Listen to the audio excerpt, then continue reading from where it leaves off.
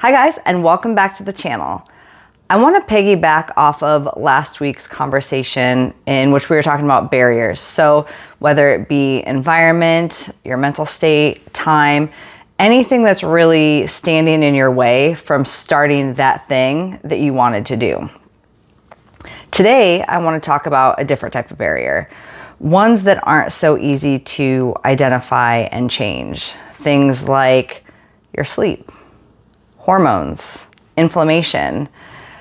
Those are things that can also get in the way of anything that we're trying to do because some of them can cause debilitating symptoms. I also want to get better about doing these videos and not so many takes. This makes me so anxious for some reason. I hate public speaking, and this is no different than if I were to stand in front of a crowd of how many people, you know what I mean?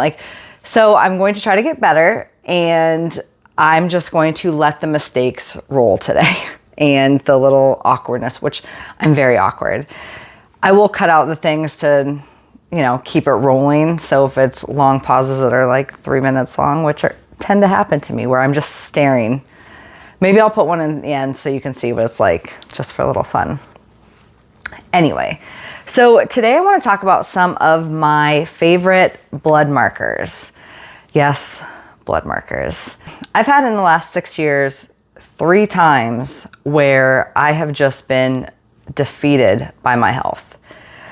I thought I was a pretty healthy person in the sense that I eat good. On the weekends I have my moments, but for the most part, I eat pretty well. I'm working out every day, or at least some sort of movement. I get my steps in. I go to the gym. I'm active. But sometimes that just does not matter. And life has other plans. So in the last 3 years, I have been diagnosed with IBD, an autoimmune disease, and I have had hormone issues. So that's kind of what prompted me to want to do this video today, because up until a couple years ago, my regular physicians were really just doing the basic blood tests. So the CMP, the CBC, they're great blood tests, and they will give you a good base for your overall metabolic health. But they don't tell the whole story, right? So you can have a completely normal blood test and everything can be in the normal ranges, but you're still having symptoms. You still know that there's something wrong. And that was what happened in my case. My blood test, there's a couple markers, which I'll talk about, which were high, but not high enough that we did any more tests. It really was not until I don't know why I said it like that. It really wasn't until I went to my functional practitioner that she started to do all these other tests that I didn't even know existed and really helped to identify the issues that were causing the symptoms that I were having. And these symptoms that I were having were debilitating. Sometimes I couldn't leave the house for like a month. When I was having my stomach issues, which I know that that's a lot of things that a lot of people can relate with. And it is really sad that there are more younger people that are being diagnosed with like colon cancers, autoimmune diseases, IBD, all the things. And it really just goes to show that our health is just trending down in general. It's the things that we're putting in our body. We're sitting at desks more, we are not being active. So all these things are just compiling to just really make our health go on to shit. The symptoms I was having when I was having stomach issues are all the typical symptoms that you would think of somebody with IBD. I know that there's either this end of the spectrum or this end of the spectrum for people with stomach issues, but it was just all the things. And I really wasn't able to leave the house. And if I did, I had to make sure that I hadn't eaten for the last few hours and that I didn't need to eat for the next several hours, however long we would be out. I obviously was not working out. So this was just getting in the way of things. And I didn't know what was wrong. I just stomach issues. The doctor said everything was fine. Did a stool test. Everything was fine. I will say, she did recommend me to go to a gastroenterologist, but I was in the midst of moving to a different state. So I put it off because magically my symptoms just got better. And, that's just what we do, is we wait until something happens to get it checked out. But then in my case, it went away. So I was like, oh, everything's fine. But then I had a flare up. I mean, now I know what it is, and I honestly just thought my appendix was going to burst. So I just went to the emergency room. It was not. And, they diagnosed me with IBD and sent me out the door with medication. Cool. I did find a gastroenterologist. And when I asked him, what could I change in my diet, my everyday life that can help me to remain in remission and not get flare-ups, I shit you not, no pun intended, he said nothing. He said, just take the medication. Okay. So got to feeling better. And I feel like this is how life throws things at you, is when everything is looking up, it's like, nope, you thought. So then I started having really random symptoms. My joints hurt. My sleeping was bad. I was waking up at 3:00 in the morning with severe anxiety. And I had no energy. I was literally having to drag myself up the stairs. All I wanted to do was lay in bed. I had severe brain fog, which I have brain fog in general, and my memory is really crappy, but it was on a whole new level. And same circle happened, went to the doctor, blood test, everything was fine. And then that's really when I started to look into a functional practitioner, because I was like, this is not normal. Of course, the doctor tried to send me out the door with antidepressants, sleeping medication, anxiety medication, all of the pills besides what was actually wrong with me. And I'm not one to take medication, so I knew that I knew I wasn't going to take it. So that's when I started to look into what the hell is going on. I don't want to seem like I'm poo-pooing on doctors. I just have had really bad experiences with doctors. And it kind of tainted my perception on how much they help or don't help. But I have had some good doctors too, far and few between, but the ones that I did have that were really good, they did go above and beyond to help me figure out what it was that was wrong. I unfortunately have not had that lately. So that's what prompted me to go to a functional practitioner, because I was at the end of my ropes and I was tired of nobody listening to me tell them what symptoms I'm having and that I just feel really crappy. I will say I still have a doctor and a functional practitioner, and I think that they supplement each other really well. And I also have specialists, which I do think that when you go to any kind of specialist, hopefully they should be doing those more in-depth tests than your regular practitioner. So once I got the autoimmune disorder figured out, in remission, everything is good, time goes by, and then I start experiencing more symptoms of, this time, hormonal symptoms. So like I mentioned in my very first video, I grew up in the 90s, I'm 40, and I grew up in a time where birth control was being pushed on, I don't want to say women, girls, teenagers, before their cycles even really got adjusted, acclimated. So I had been on birth control really my entire life, and I decided that when I got married, I would go off of it. And then just hormones started to go crazy in the sense of I was having mood swings, I was emotional, just you name it, I had it. And then the thing that I couldn't get over started happening. I started to gain weight. And I was not doing anything differently than I was before. My diet stayed the same, my workouts stayed the same, but I started to put weight on in my stomach, my arms, and being overweight my entire life, I still was proportionate. I mean, if you want to call it, I was still proportionate. It's not like I carried my weight in any part of my body over the other. But this time, I started carrying it in my stomach, my lower stomach. And that, even when I was overweight, that was not where I held my weight. So obviously I got upset, because then I started changing things in my diet. I tried to go harder, which was just making things worse. And I was at a loss.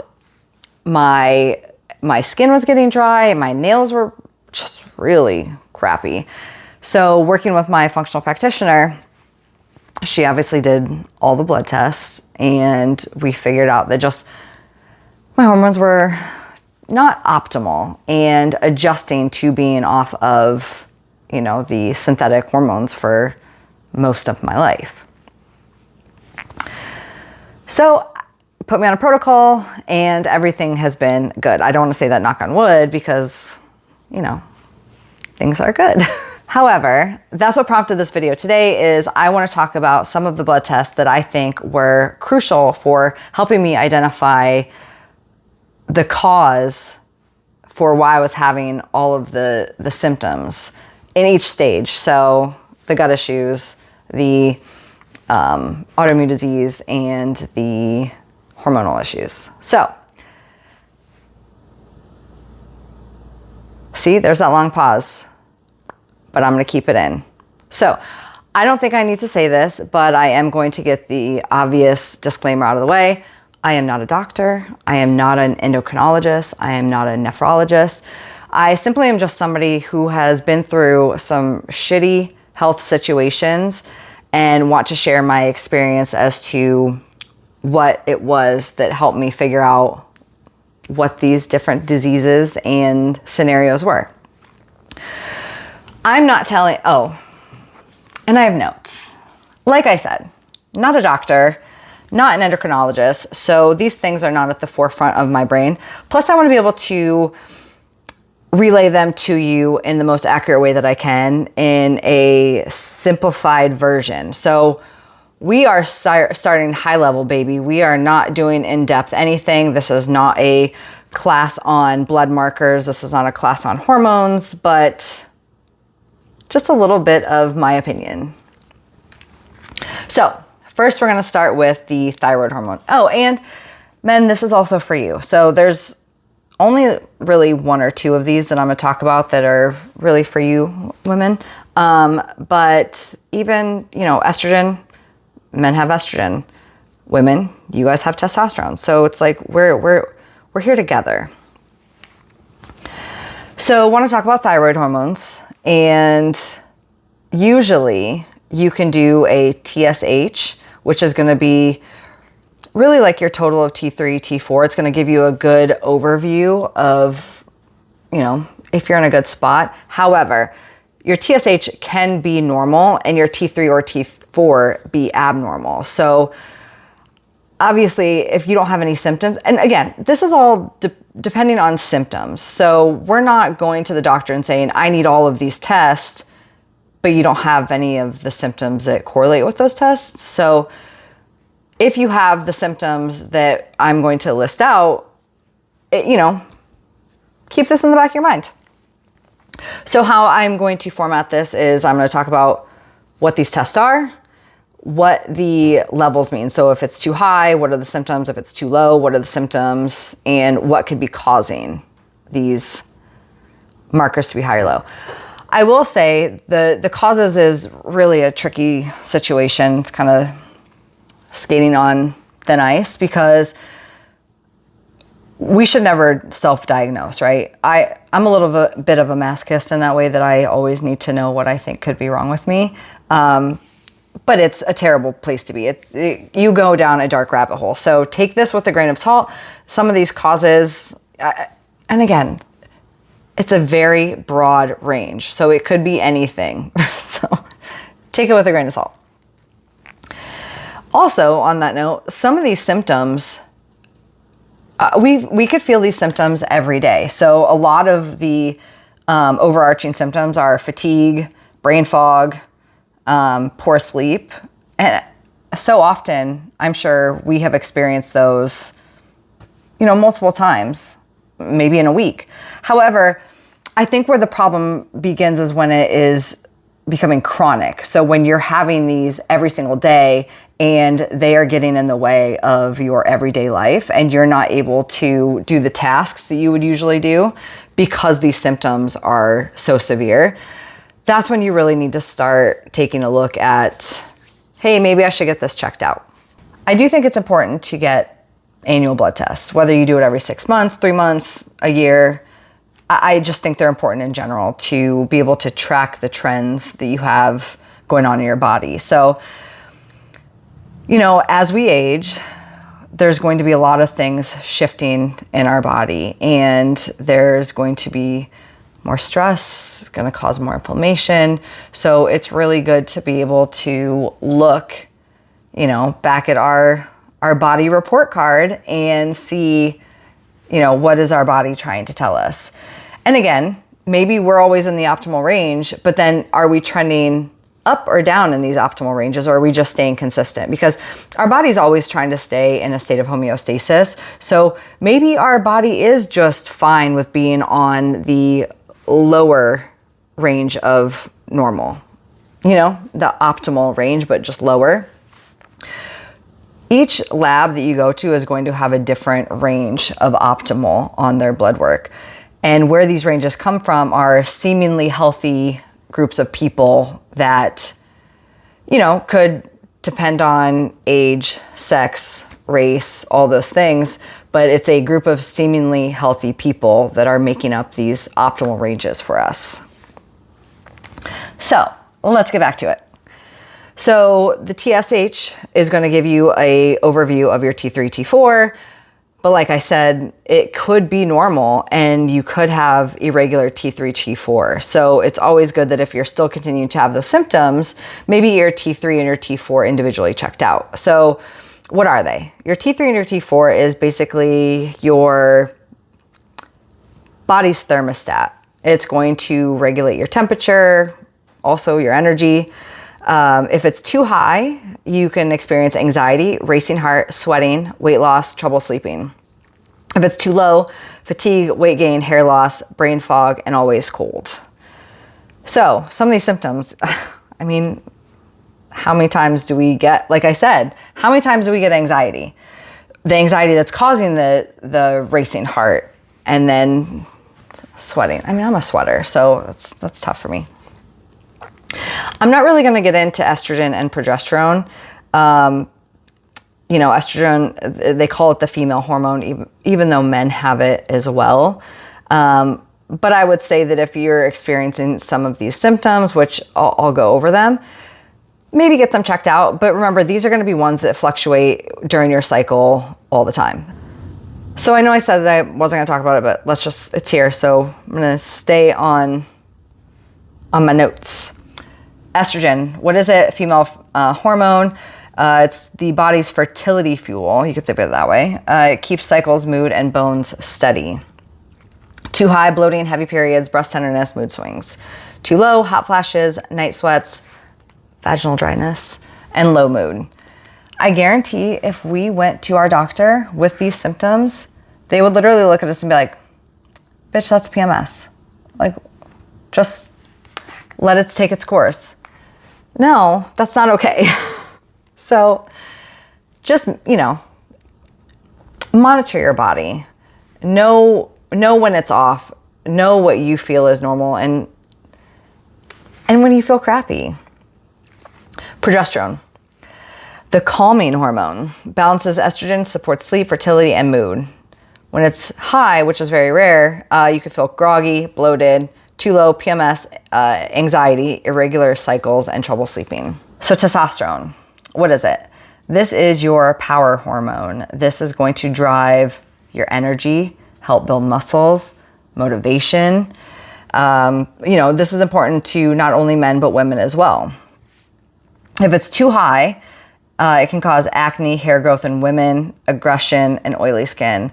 So, this is one of those things where the term PCOS comes in. You'll see higher testosterone in women that are diagnosed with PCOS. If it's too low, low sex drive, fatigue, depression, loss of muscle, poor recovery. Causes can be stress, aging, poor diet, lack of exercise, and certain meds. Cortisol. This is a big one, okay? This is your stress hormone, and we like to put a lot of blame on cortisol. Like cortisol is the bad guy, but it's not. Stress is the bad guy. So think of it as like stress and cortisol are brothers, and mom tells them not to throw the football in the house. Mom leaves. Stress throws the football, breaks the TV. Cortisol goes to pick up the ball. Mom comes in and is like, cortisol, what are you doing? It was stress's fault. Stress broke the TV. Cortisol was just trying to pick up the football in the pieces. So it's basically your alarm clock hormone. It gets you up, ready for the day, helps you handle stress. We'll get back into cortisol a little bit later, but because it interacts with so many other things in our body, inflammation, insulin, that, everything is connected. Now I want to get into the things that these blood tests I didn't even know existed until, obviously I was diagnosed with an autoimmune disease, and these blood tests really help to not only monitor the inflammation in your body, but they can also tell if you are having a flare-up. So the first one is CRP, high sensitivity C-reactive protein. It tests so it's basically like a smoke alarm for inflammation in your body. So if your inflammation is high in your body, this is gonna go off. A high CRP means your body is fighting something. Could be infection, stress, or chronic inflammation. It's often used as a marker for heart disease risks. It also ties to these symptoms. May relate to fatigue, joint pain, feeling inflamed, aka flare-ups, but sometimes it's high even without obvious symptoms. So, like I said earlier, we live in a day and age where everybody is inflamed all the time because it's either stress, it's the foods that are causing inflammation in our body, it's our environment. So I do think that these tests are really important because chronic inflammation can cause a whole host of issues. That's what autoimmune disorders are your body attacking its cells, thinking that it's constantly fighting itself. So I think that these are really good to monitor the inflammation that you have, because even if you're not experiencing symptoms, it could be something, underlying. ESR, erythrocyte sedimentation rate. What it tests for, it's another general marker of inflammation. It checks how quickly red blood cells settle. The faster your red blood cells sink, the more inflammation you have in your body. Higher rates equals more inflammation, often used to check for autoimmune diseases, arthritis, or chronic illnesses.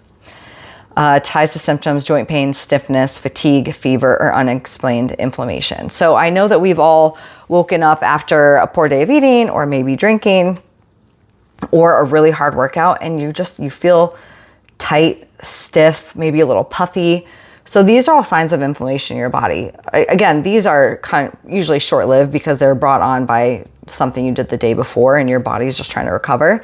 But I know that when I eat, because I don't eat gluten, and I know when I eat gluten, my joints hurt. I can feel it immediately. So it's just your body's way of telling you that there's something not right. Calprotectin, I don't know why I couldn't say that. So this one was really important for my stomach issues and helping to identify them.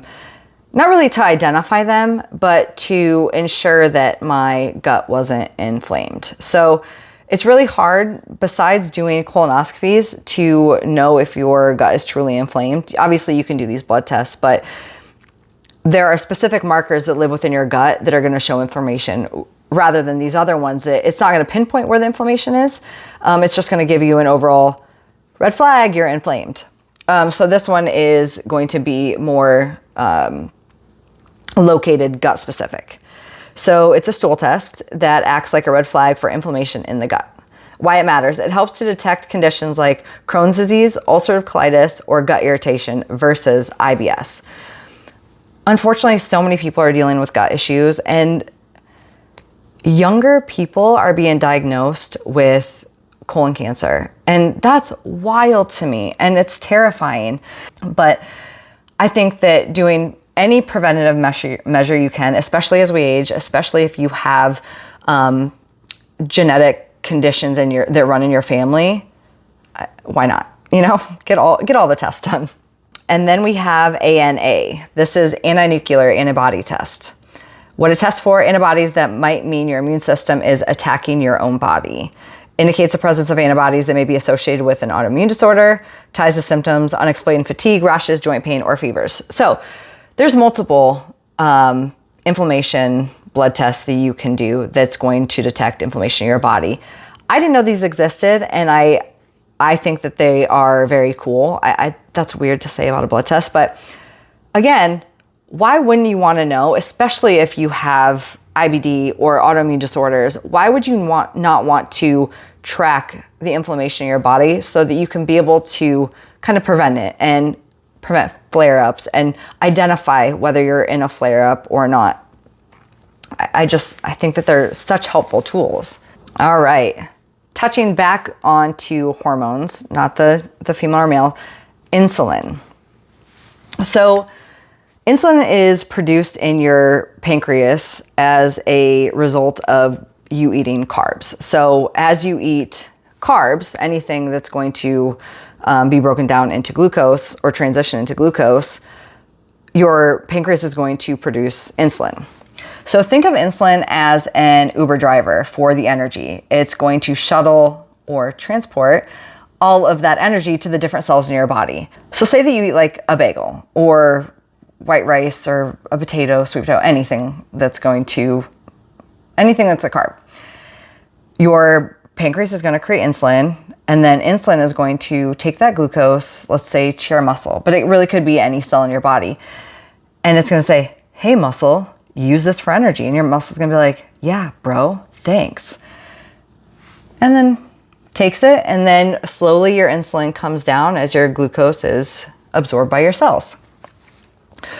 The issue that we have now, more I feel like just rising, is insulin resistance. So this is when you have too much insulin in your body that now when insulin is trying to take that energy to your cells are basically deaf now. Because you have so much insulin in your body, they're so desensitized. So you're knocking, you're like, hey, I have this energy. And they're like, listen to music, and they don't hear you.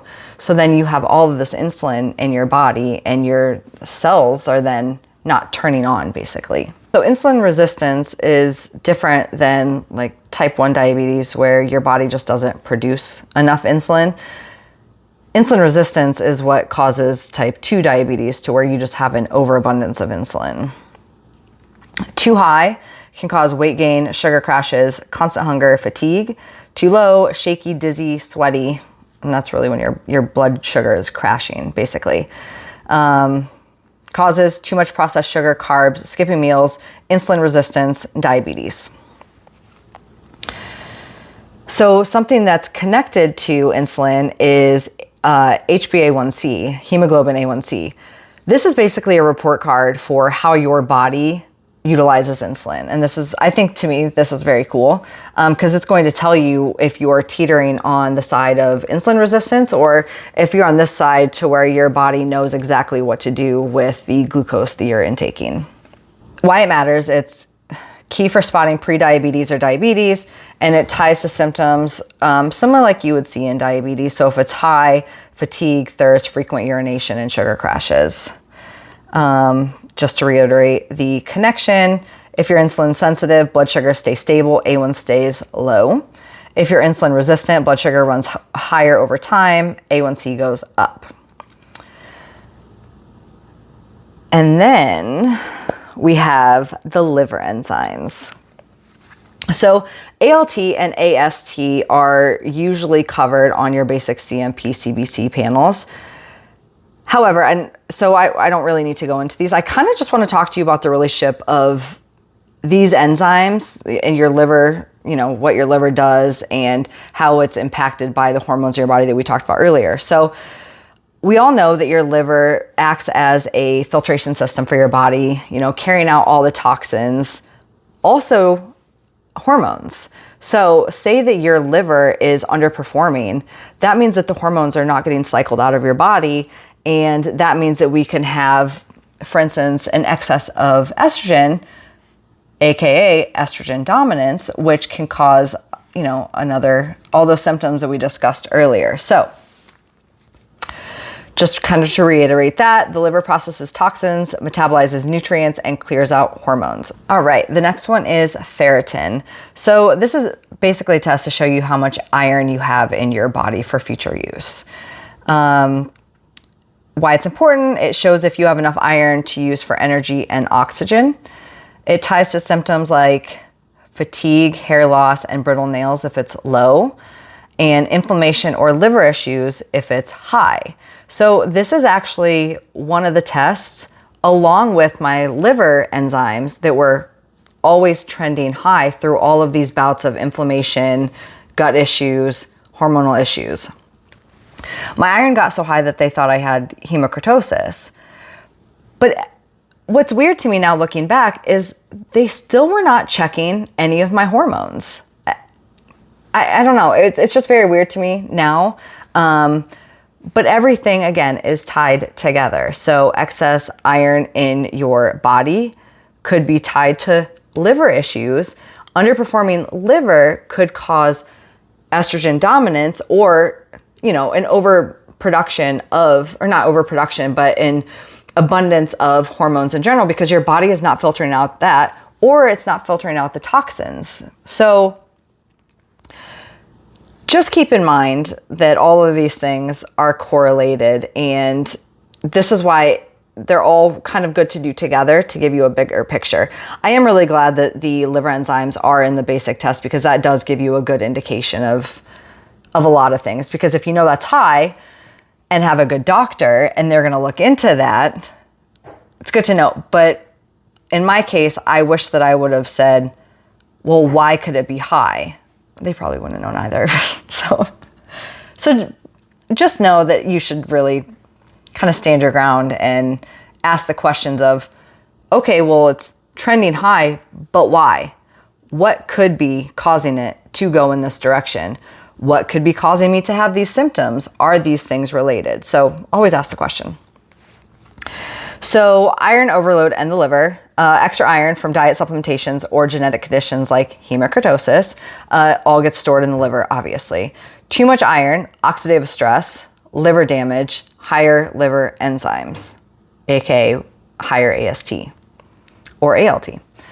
Over time, this can cause inflammation, scarring, or even cirrhosis if left untreated. So this is going to cause chronic inflammation that turns into really shitty things. Just to reiterate, hormones in the liver breaks down excess hormones, estrogen, cortisol, thyroid hormones, etc. So not just estrogen, cortisol as well. And if we remember, cortisol is not the problem, stress is, but chronically high cortisol is a problem. It can cause inflammation. It can spike insulin, which high insulin causes a whole host of issues. So it really is a domino effect. If the liver is sluggish or stressed from iron overload, alcohol, which I kind of thought that's why mine were high, but it was not. Fatty liver toxins, hormones don't get cleared out properly. So just saying, if your liver is not operating as it should, it's going to get bogged down. Let's call it sluggish liver, which can lead to hormonal balances like high estrogen, thyroid issues, or cortisol dysregulation. So symptoms that you might notice from liver stress: fatigue, bloating, right side abdominal discomfort, high liver enzymes on labs. Iron overload could cause joint pain, which is what I was having, low energy, which is what I was feeling, and darkened skin. From excess hormones, poor clearance of the hormones from your liver, heavy periods, PMS, mood swings, weight gain, and thyroid symptoms. So these are the blood tests that have been extremely helpful for me to identify the cause of what was causing all my symptoms. And they continue to be helpful as I go forward with having IBD and autoimmune disease. Because, with those, you really want to manage your inflammation and you really want to track your flare-ups. And if I went to my regular physician and just did my yearly physical, they obviously have my history and know that I have all these things, but do you think that they're going to run all these extra tests? No, they're just going to do the basic test. So this is why I think it is so important to know your body, to know when there's something wrong, and always advocate for yourself. I didn't go over these blood tests because I want you guys to run to the doctor, your physician, whoever, and say, I think we should do all these because, I couldn't sleep last night. That's not why I went over these. I went over these because I just wanted you to know that there are other tests out there that could help identify how you're feeling. So again, if we have these symptoms once in a while, that's different. So like I didn't sleep great last night. Okay. Sometimes you don't sleep great. Or I was feeling a little sluggish the other day. Sometimes we feel sluggish. But if you are feeling constant fatigue every single day, if it is getting in the way of you doing the things that you need to do every day to get out of bed, to go to work, to care for yourself or your family, that's when it becomes a problem. And that's when I do think that these things are important and are worth looking into. My goal is to just have you guys have enough information to ask the question. I do want to say I do have a couple of honorable mentions. So vitamin and mineral testings. I think that taking a vitamin that you are deficient in can make a world's difference. I don't think that we should be just taking vitamins just to take vitamins, but if we are deficient in it, it really can, make a significant improvement on your health. So obviously, how do we know if we're deficient? You can do a blood test. Mineral too. Minerals, at least, so sodium, potassium, magnesium, they do that on the regular CBC, CMP panels. So, but there are other minerals that you can get checked for. The two that I just wanted to call out for, these are, I think, the most common that people are deficient in, is vitamin D deficiency. It matters because it controls bone strength, mood, and immune function. Vitamin D, to me, is extremely important because it not only is just, our happy pill. You want to go out in the sun and you want to get that vitamin D absorbed through your skin. That's best case scenario. But depending on the color of your skin, if you have darker skin tone, lighter skin tone, you're going to absorb it differently. And sometimes people could be deficient. So the next one is B12. So I fell in this category. And a few years ago, I guess, actually it was like 8 years ago, I was experiencing all of these symptoms. Extreme fatigue, brain fog, memory issues, tingling or numbness in hands and feet, pale skin. I mean, I'm just pale, so I didn't experience that. But I had the brain fog and the fatigue were wild. It was not good. Come to find out, my body wasn't producing B12, so I had to get injections of it every week. What B12 is good for is it's needed for energy, nerves, and red blood cell production. So all of this to say, you don't always have to run to getting these hormonal testing, cortisol testing, all those things. It could just be a vitamin that you are deficient in that would really be helpful. So one thing that I want to leave on is there are so many options out there to get your blood work done. So if you don't feel comfortable with your regular physician, or maybe you've tried and they were like, but everything looks normal, and you kind of feel defeated, there are other options out there. There are several companies now, it's like a trending thing, I feel like, to where you can buy packages and get your blood work done through them. So basically you'll pay whatever amount it is that they're, having their packages at. They'll send you a script and then you'll just take it to your local Quest or LabCorp or whatever laboratory you have near you. You'll get your blood work done. They will then send it to the company, and usually the company will provide you with a breakdown of your results. Sometimes they will even have a support member reach out to you and kind of give you a detailed overview of what's going on, and then even prescribe or set up a protocol or a plan to help you improve your numbers or optimize your numbers. I've actually done this. My husband has done it. I know other people have done it. So I do think that that is a good resource if you just don't want to go through your physician, or, sometimes you just don't want to deal with it, to be honest. And you're just like, I don't want to go into the office. I don't want to deal with having to talk to somebody about my symptoms, all this. The good thing about these companies is they are going to do several tests, not just the basic CMP, CBC, but they're going to also do a full hormone panel. They'll do all of your sugar levels, all of the things. So I think it's worth checking out. I can put some in the description that I have personally done or know people that have done.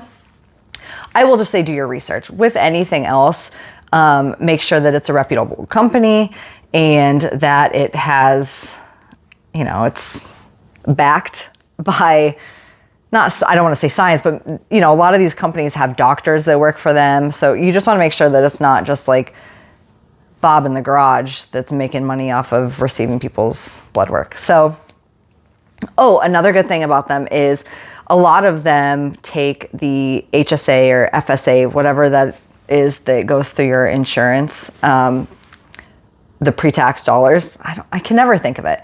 But they take that too, which is really good and helpful. They don't take, well, maybe they do. I just haven't found one yet that takes insurance. So maybe you'll find one, but if not, there is the option to use your FSA. I'm just going to call it FSA. Thank you guys for hanging in there and going over these. I hope that it was helpful.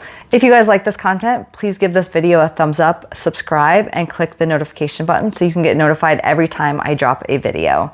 I will see you next week.